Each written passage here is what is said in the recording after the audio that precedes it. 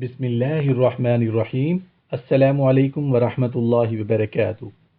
رسول اللہ صلی اللہ علیہ وآلہ وسلم نے ارشاد فرمایا، جو شخص رات کو اٹھے اور لا الہ الا اللہ وحدہ لا شریک لہ لہ الملک ولہ الحمد وہو علی کل شیء قدیر، الحمد للہ وسبحان اللہ ولا الہ الا اللہ واللہ اکبر ولا حول ولا قوت الا باللہ، پھر کہے اللہم اغفر لی، یعنی اے اللہ میری مغفرت فرما، یا پھر دعا کرے تو اس کی دعا قبول کی جاتی ہے، سبحان اللہ۔